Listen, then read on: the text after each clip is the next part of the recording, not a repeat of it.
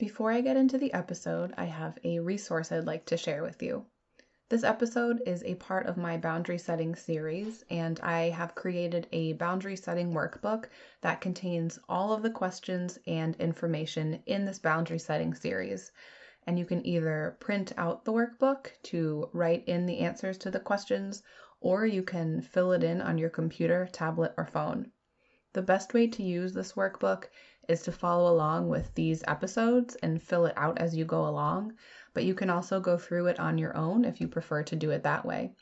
This is a complimentary resource that I'm offering, and you can download it by visiting my website at laurenlasallecoaching.com and going to the resources page. I hope you find it helpful.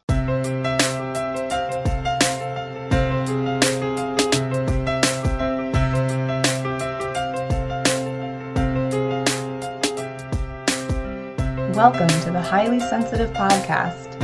I'm Lauren LaSalle, and I'm a licensed therapist, highly sensitive person, and HSP coach. This bi-weekly podcast is meant for highly sensitive people and their loved ones, as both experiences will be discussed. Thank you for joining me, and let's begin. Welcome to the Highly Sensitive Podcast. I'm Lauren, and today I wanted to talk about one of the topics that I really love working on with my clients, which is setting boundaries. And in episode 3, I did an overview of boundary setting for HSPs and have decided to dedicate a few more episodes specifically to boundary setting where I can go more in depth. And I'm hoping that breaking it down into sections and giving you things to reflect on will be helpful if this is something that you are also working on. Some of this information may be a little repetitive from episode 3, but I thought it was important to include it in this episode as well.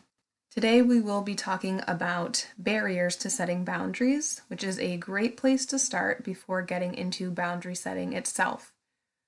If you are listening to this at a time where you are able to jot things down as we go, that could be helpful because I will be asking you some questions to think about, and you can always pause the podcast if you need to write down your answers or just think about them, whichever works best for you. As highly sensitive people, it's not uncommon to put other people's needs ahead of our own, as I'm sure you are aware. We are often very aware of how others may feel, and we tend to people please so as not to make others feel badly or be disappointed in us, and potentially also trying to avoid making ourselves feel badly. There can be several reasons that keep us from setting boundaries, and one big one is people pleasing, which seems to be very common among HSPs because we tend to want to be there for other people, make sure the people around us are feeling okay, and because we're so focused on what their needs are, we don't think about our own needs, so boundaries are not set. Another reason is not wanting to disappoint someone and not wanting to feel guilty yourself. So maybe you know what your need is and you know what boundary you need to set, but you don't set that boundary because you are afraid of what the other person's reaction will be. You don't want to upset them or disappoint them, and you also maybe want to keep yourself from feeling guilty about their disappointed response. Another reason is feeling that other people's needs are more important than your own, and this is absolutely not true. Your needs are important too, but it can be so easy to feel this way, especially when you are empathetic and caring and you want to make sure that everyone around you is doing all right.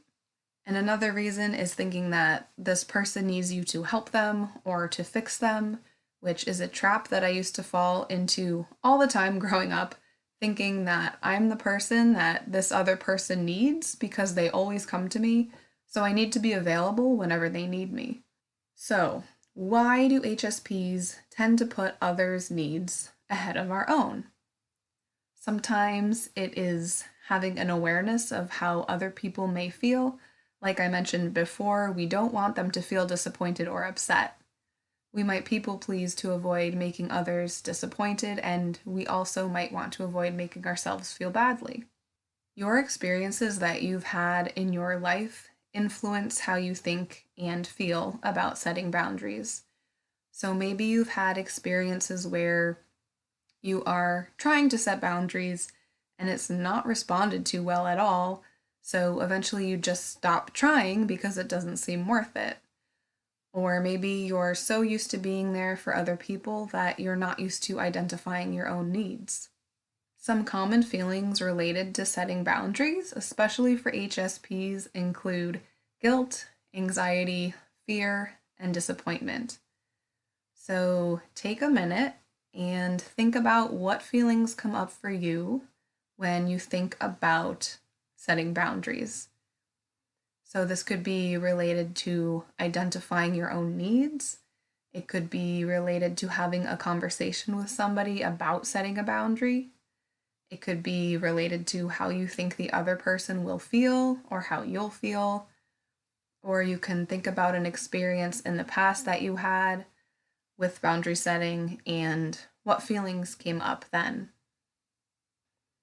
There are some signs that you may want to work on setting boundaries, and if setting boundaries is something you've already been working on, then I'm guessing you may have already noticed some of these signs. So some of the signs include feeling stressed out, feeling overwhelmed, wanting to avoid hurting others' feelings, feeling resentment toward others because of what they are asking of you, fearing that you will damage a relationship if you say no, putting others' needs before your own, wanting to avoid confrontation, and difficulty saying no. So sometimes not setting a boundary can initially feel okay because you are maybe avoiding those feelings of guilt, you are avoiding disappointing the other person, you are avoiding experiencing all of these feelings that you don't want to have or that you don't want someone else to have. But not setting boundaries can also result in us not feeling great because our needs are not being met. And people are often more receptive to boundaries being set than we anticipate they will be. Often, people just need some time to process the boundary that is set. So, initially, they might be upset, they might be disappointed, but usually they don't hold that feeling against you because they understand where you're coming from and they just need that time to process this change. Setting boundaries can help you reclaim your time, reclaim your energy, and it can open up space for more self-care, more time with your family, more time for enjoyable activities, whatever you wish you could be doing if you were able to say no to certain things or situations. Plus, acknowledging and paying attention to your feelings and needs can help you live your life in a way that feels more balanced and true to your values. So now I have a couple questions to ask you, and reflecting upon these questions about barriers to setting boundaries can be a good way to start your boundary setting journey. And these questions can help you take a closer look at what might be standing in your way when it comes to setting boundaries.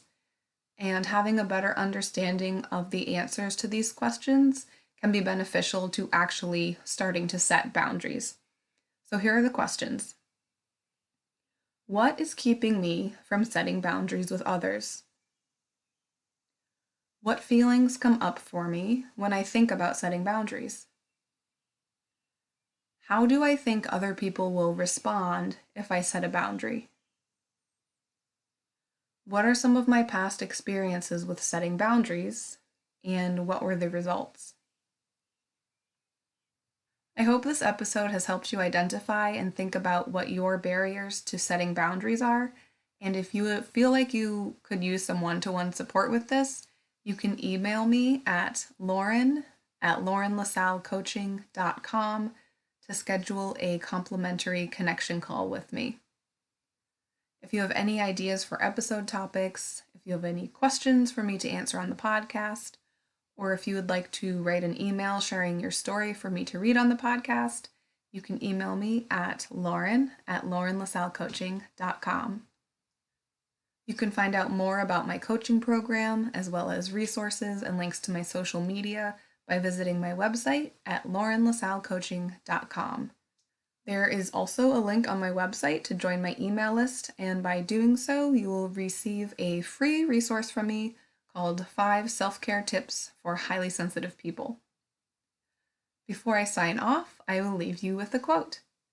The only thing wrong with trying to please everyone is that there's always at least one person who will remain unhappy. You, Elizabeth Parker.